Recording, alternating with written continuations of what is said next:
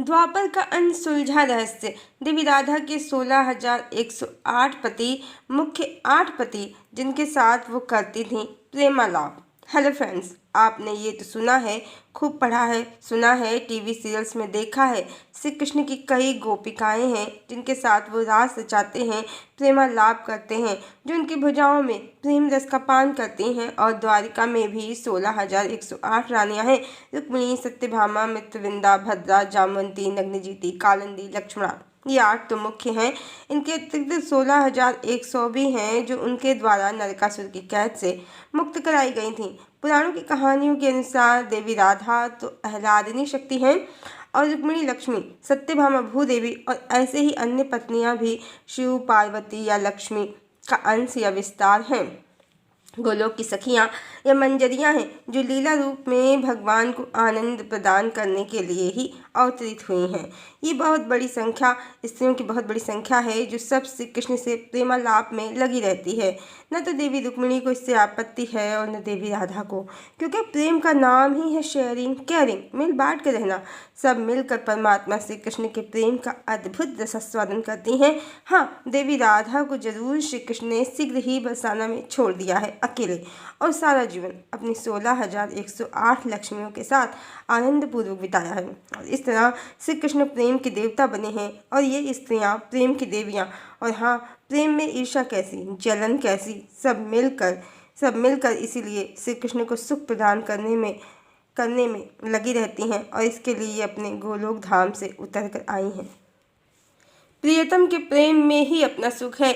यदि प्रियतम एक नारी के साथ खुश हैं तो एक सही, 2 के साथ खुश हैं तो 2 सही, और 3 के साथ खुश हैं तो 3 सही, और यदि हजारों के साथ ही और हजारों के बाद ही मन भरता है तो 1000 भी सही। यही तो प्रेम की, समर्पण की पराकाष्ठा है। और रुक्मिणी आदर्श पत्नी देवी लक्ष्मी हैं जिन्होंने सहर्ष स्वीकार किया है अपनी सभी सौतनों को बहनों की तरह, श्री कृष्ण की हजारों पत्नियों को। ये द्वापर का महारहस्य है, भगवान श्री कृष्ण की प्रेमावतार की महालीला है जिसे साधारण मनुष्य समझ ही नहीं सकता, क्योंकि उस बेचारे को तो एक भी नहीं मिल रही प्रेमालाप को और श्री कृष्ण को हजारों। फिर वो भगवान भी हैं, अति सुंदर हैं, अभिराम हैं, और उनकी शक्तियाँ ही तो उनकी पत्नी बनी हैं, कोई अन्य थोड़े ही हैं ये। आइए इसी समीकरण को पलट देते हैं। जिस तरह शक्ति के हजारों टुकड़े हो गए हैं, उसी तरह अब हम शिव के, विष्णु के हजारों टुकड़े कर लेते हैं और ये हजारों गोप ग्वाले बनकर देवी राधा संग प्रेमालाप करेंगे, रास रचाएंगे और विवाह करेंगे। और देवी राधा भी परमेश्वरी हैं, उनसे विवाह करके भी तो भगवत आनंद ही मिलेगा। कोई गोप शिव का अंश होगा, कोई विष्णु का, और कोई आह्लादित करने वाला परम शिव। क्या ही समा होगा, एक देवी राधा और हजारों गोप, या हर गोप के साथ एक देवी राधा रास रचाएंगी। ध्यान रहे, यदि शक्ति के, प्रकृति के हजारों टुकड़े संभव हैं तो शिव के भी हजारों टुकड़े संभव हैं। पर यह कल्पना भी कितनी असील और शर्मनाक लगती है, क्योंकि देवी परमेश्वरी हैं, माँ हैं। भला उनके साथ रास, प्रेमालाप, रोमांस या विवाह की कल्पना ही कोई कैसे कर सकता है। पर क्या यह समीकरण भगवान श्री कृष्ण पर लागू नहीं होता, क्योंकि वो देवी राधा का अर्धांग है, परमेश्वर हैं, पिता हैं। फिर उनके साथ हजारों गोपियों संग रास की कल्पना कहाँ से आई। और श्री कृष्ण की पत्नियां देवी लक्ष्मी या शक्ति के टुकड़े बनकर परमात्मा संग प्रेमालाप कैसे करने लगी। ये कल्पना अश्लील क्यों नहीं है, शर्मनाक क्यों नहीं है, भद्दी क्यों नहीं है, ये प्रेम का उच्च आदर्श कैसे है। क्योंकि अलंकारिक भाषा में सुंदर सुंदर शब्दों में पिरोकर इसी तरह की कहानियाँ नकली किताबों में पुराणों के नाम पर समाज और सोशल मीडिया में धड़ल्ले से प्रसिद्धि पा रही हैं। ध्यान रहे, जो समीकरण स्त्री के लिए है समाज में संबंध स्थापित करने का, वही पुरुष के लिए भी है। ऐसा बिल्कुल भी नहीं है कि स्त्री का एक पति होगा तो वो आदर्श स्त्री होगी और उसका पति हजारों स्त्रियां घर लाए और वो सबको स्वीकारे तो उसका पति आदर्श पति या आदर्श प्रेमी या प्रेमावतार होगा और वो आदर्श स्त्री या पत्नी ये सब पुरुषों के द्वारा स्त्रियों पर शासन करने के लिए रचे हुए अति मायावी जाल हैं, जो पुराणों में श्री कृष्ण की कहानी को बिल्कुल गलत जानकारी के साथ भव्य अलंकारिक भाषा का प्रयोग करके रचे गए हैं, लिखे गए हैं, बुने गए हैं। कल्पना कीजिए, भगवान कल की धरा पर हैं इस समय और सिर्फ 10-15 ही गर्लफ्रेंड को वो लेकर घूम रहे हैं सड़कों पर या किसी एकांत स्थल पर। क्या प्रभाव होगा इसका समाज पर, और भगवान का क्या चरित्र होगा, और मनुष्य उनसे क्या सीखेंगे, और क्या इसमें भगवत भक्ति की झलक दिखेगी? बिल्कुल नहीं, बिल्कुल नहीं, बल्कि ये एक अश्लील दृश्य होगा जो किसी भी सभ्य मनुष्य के देखने योग्य नहीं होगा। पुराणों की कल्पनाओं से दया करके बाहर निकल आए। आपके भगवान श्री कृष्ण योगेश्वर श्री कृष्ण हैं, देवी राधा आदिशक्ति हैं, लक्ष्मी हैं, सिर्फ आह्लादनी शक्ति नहीं है। उनके अतिरिक्त भगवान की कोई प्रिया या प्रेमिका नहीं रही है। कहानी बहुत आसान है। त्रेता में बहुत सी स्त्रियां भगवान पर मोहित हो गई थीं, उनके रूप पर, देह पर आसक्त हो गई थीं। वो सब ही द्वापर में श्री कृष्ण की रानियां बन गई थीं। इच्छा, आसक्ति, पुनर्जन्म, यही श्री कृष्ण की कहानी का सत्य है। और देवी राधा आदिशक्ति हैं, जिनके रहते दूसरा विवाह भगवान का संभव नहीं है। मात्र इसीलिए भगवान को अपनी प्राण प्रिया से विरह सहना पड़ा। अन्यथा देवी लक्ष्मी कहें या सीता या भवानी जगदम्बिका, उनके रहते हजारों तो दूर दूसरा विवाह भी भगवान का असंभव है। और मात्र इसीलिए भगवान की द्वापर में कहानी ऐसी है कि अत्यंत प्रेम होने के बाद भी देवी राधा से कृष्ण को प्राप्ति ही नहीं हो पाई। और रुक्मिणी के रहते तो भगवान ने पूरे 16,108 विवाह किए, जो स्पष्ट प्रमाण है कि रुक्मिणी लक्ष्मी नहीं, आसक्त जीवात्मा है।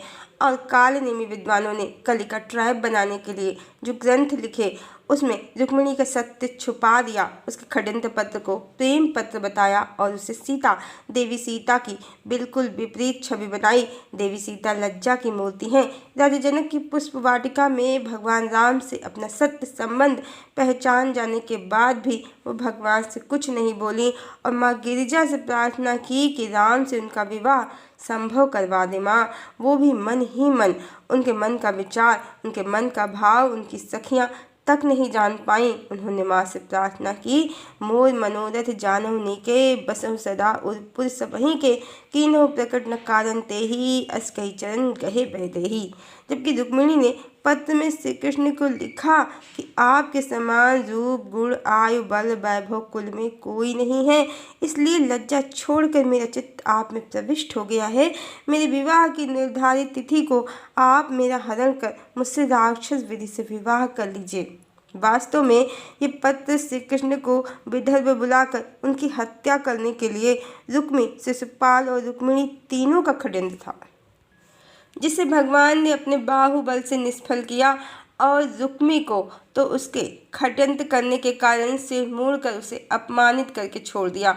इसके अतिरिक्त इसी कारण दुर्वासा ऋषि ने मात्र श्री कृष्ण की रक्षा के लिए ये अत्यंत कूटनीतिक श्राप दिया, रुक्मिणी कृष्ण के विवाह के तुरंत बाद कि यदि 12 वर्ष रुक्मिणी कृष्ण पास आए तो द्वारिका में अनिष्ट होगा। इन 12 वर्षों का क्या रहस्य है, ये प्रीवियस वीडियो क्यों श्री कृष्ण द्वारिकापुरी धाम में अकेले हैं, इसमें बताया है। वीडियो का लिंक डिस्क्रिप्शन बॉक्स में डाल दिया है। कालनेमी विद्वानों ने कलिका ट्राइब बनाने के लिए श्री कृष्ण की सभी पत्नियों को शक्ति या लक्ष्मी का विस्तार बता दिया और रुक्मिणी को सीता, जबकि वो थी सूर्पणखा। जी हाँ, यही सत्य है। बुरा बहुत लगता है, कोई माता लक्ष्मी को ऐसे कैसे कह सकता है, पर श्री कृष्ण की कहानी आसक्ति, इच्छा, पुनर्जन्म और कर्मों की गूढ़ गति सब रहस्य खोलती है, जिसे कालनेमी विद्वानों ने शास्त्रों से मिटाकर धर्म के नाम पर स्त्री भोग की कहानियाँ रच दी हैं और आसक्त स्त्रियों को शक्ति का विस्तार बता दिया है। हरण और राक्षस विधि से विवाह सूर्पणखा को ही पसंद था। देवी सीता ने तो हरण से उत्पन्न अत्यधिक कष्टों को झेला था, उन्हें हरण और राक्षस विधि से विवाह नहीं पसंद था और सूर्पणखा ही राम के कुल का नाश चाहती थी, जिसके परिणाम स्वरूप ही रुक्मिणी बनकर पहले राक्षस विधि से हरण के माध्यम से वो श्री कृष्ण की पत्नी बनी और अपने विवाह मंडप से भागकर उसने अपने पिता भीष्मक और भाई रुक्मी की कीर्ति को डुबो दिया और बाद में उसने श्री कृष्ण का जाना, द्वारिका का डूबना और अपने समस्त कुल का नाश सब अपनी आंखों के आगे देखा। कर्मों की गूढ़ गति और पाप कर्मों के फल की कहानी है रुक्मिणी की कहानी, जिसका सब सत्य आज शास्त्रों से गायब है। और है क्या, भक्ति के नाम पर भगवान को रसिया बताती अनेक स्त्रियों से उनके संबंध की नकली कथाएं। और शक्ति तो शिव से पहले ही देह त्याग देती है, पर श्री कृष्ण तो रुक्मिणी से पहले, अपनी सभी रानियों से पहले ही संसार को त्याग कर चले गए। यहाँ कोई शक्ति नहीं है। शक्ति और आदि शक्ति, भगवान की पूर्ण शक्ति तो एकमात्र देवी राधा ही हैं, जिनके पीछे पीछे भगवान भी अपने बैकुंठ लौट गए। और जो कहानियाँ भक्ति और अध्यात्म के नाम पर आज समाज में चल रही हैं, वो भोगवादी कालनेमी विद्वानों का रचा गया काला मायावी ट्रैप ही है, जाल ही है। इससे बाहर आ जाना चाहिए। ये कहानियाँ पुरुषों की भोगवादी मानसिकता का ही परिणाम है। सभी कहानियाँ पुरुषों द्वारा रची गई हैं। इनकी रचनाकार कोई स्त्री नहीं है। और यदि सोचिए कि यही कहानियाँ यदि भोगवादी स्त्रियों के द्वारा लिखी गई होती, तो फिर अवश्य ही देवी राधा के हजारों गोप होते जो उनके साथ रास रचाते। पर समाज शुरू से पुरुष प्रधान रहा है। उन्होंने बहुत चतुराई से भक्ति का, धर्म का आश्रय लेकर भगवान के हजारों विवाहों को आधार बनाकर ऐसे ग्रंथ लिख दिए हैं और स्त्रियों को मूर्ख बना दिया है, स्वयं के अनैतिक संबंधों को सही ठहराने के लिए। ध्यान रहे, भगवान कृष्ण और देवी राधा परमात्मा का अर्धनारीश्वर स्वरूप हैं। अकेले कृष्ण भगवान या परमात्मा हैं ही नहीं। वो ना तो प्रेम प्रदान कर सकते हैं, न शरण या आश्रय बिना देवी राधा के। इसलिए यदि परमात्मा को पाना है तो देवी राधा अर्थात स्वयं के शक्ति तत्व को जानना होगा, उसे जागृत करना होगा। फिर उसकी जागृति से स्वयं के अंदर ही स्थित जो शिव तत्व या कृष्ण है, उन्हें प्राप्त करना होगा। यही परमात्मा को प्राप्त करने का एकमात्र माध्यम है। भगवान श्री कृष्ण की सिर्फ एक ही पत्नी है, देवी राधा। यही राधे कृष्ण हर जीवात्मा का कारण शरीर है। स्वयं की चेतना में ही राधे कृष्ण को प्राप्त करना है, परमात्मा को प्राप्त करना है। राधा शक्ति हैं और कृष्ण शिव हैं। स्वयं की राधा के द्वारा स्वयं के कृष्ण को पाना है और इसके अतिरिक्त भगवान को पाने का विवाह इत्यादि कोई अन्य तरीका नहीं है, क्योंकि राधा कृष्ण ये परमात्मा का पूर्ण और सत्य स्वरूप है। सिर्फ कृष्ण मात्र शिव तत्व हैं और वो एकमात्र देवी राधा शक्ति तत्व के ही पति हैं। यही परमात्मा का सत्य है।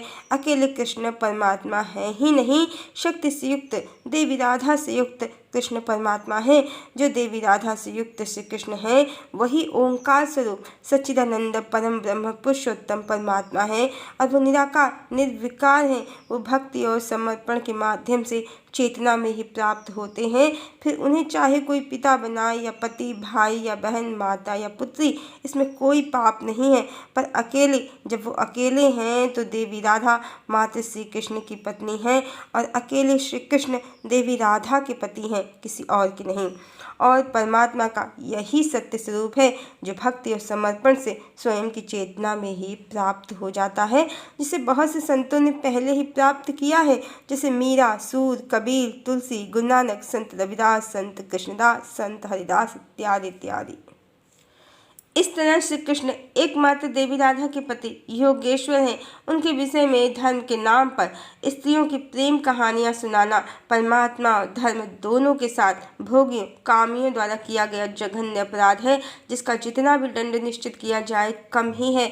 ऐसी मायावी कहानियों से बचे, भगवत भक्ति के सही स्वरूप को जानें और परमात्मा को पूर्ण रूप से प्राप्त करें। भला ये कैसे संभव है? परमात्मा का पुरुष रूप स्त्रियों से मजे करे, प्रेम लीला करे और उनका स्त्री रूप मात्र उनके भरोसे बैठा रहे। उनके लिए अलग नियम और अपने लिए अलग नियम श्री कृष्ण ने कैसे बना लिए? क्या पुरुषों को प्रेम की, राज की, विवाह की कोई आवश्यकता नहीं है? सब आवश्यकता स्त्रियों को ही है।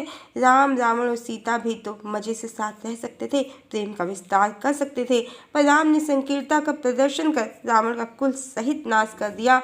ये कैसा धर्म है? ये कैसा प्रेम है? अपनी पत्नी किसी की ना हो, वो सिर्फ एक पुरुष पर निर्भर रहे और पुरुष से जो विवाह करना चाहे तो वो हजारों का हो जाए। इसका अर्थ यही है कि स्त्री का स्वभाव है समर्पण और पुरुष का स्वभाव है सबका समर्पण स्वीकार करना। किसी भी स्त्री का हृदय न तोड़ा जाए, पर कोई अपनी पत्नी की तरफ देखे तो उसको पूरा तोड़ा जाए। भगवान को प्रेम का विस्तार करने की पूरी छूट है, पर देवी को नहीं है। क्या देवी सीता कईयों का प्रेम प्रस्ताव स्वीकार नहीं कर सकती थी? भगवान का पुरुष रूप करे तो प्रेम, आध्यात्मिक प्रेम, और स्त्री रूप करे तो मर्यादा विरुद्ध। यही कालनेमी विद्वानों और उनकी रचनाओं का दोगलापन है, इससे सावधान।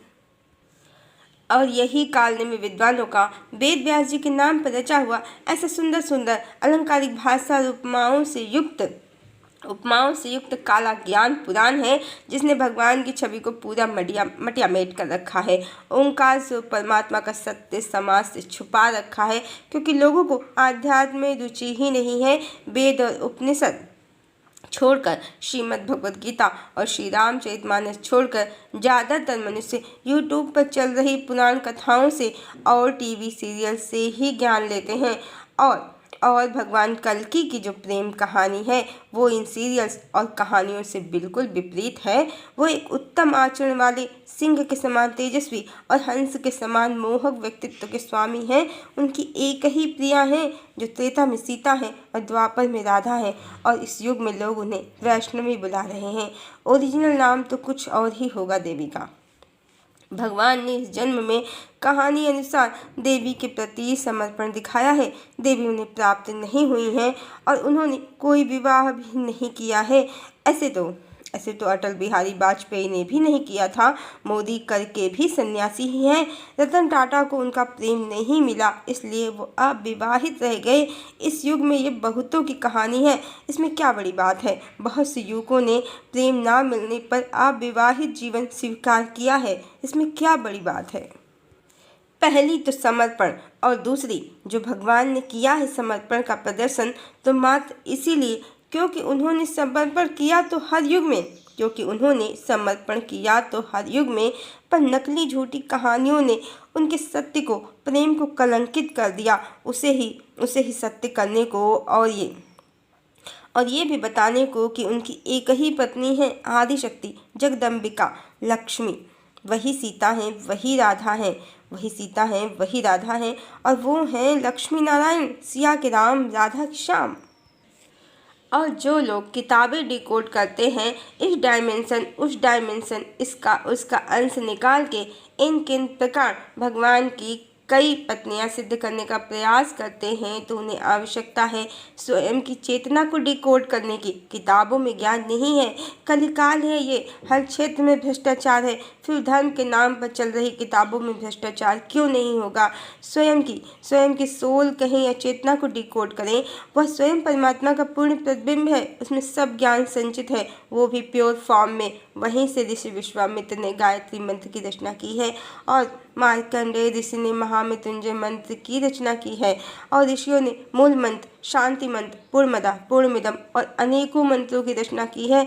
इनके पास पहले से कोई किताबें नहीं थीं। ईश्वरी ज्ञान कागज के पुलिंदों का मोहताज नहीं है। ईश्वरी ज्ञान कागज के पुलिंदों का मोहताज नहीं है। वो आत्मा में उदित चेतना का प्रकाश है, विशुद्ध चेतना का विशुद्ध ज्ञान है। हरिओम।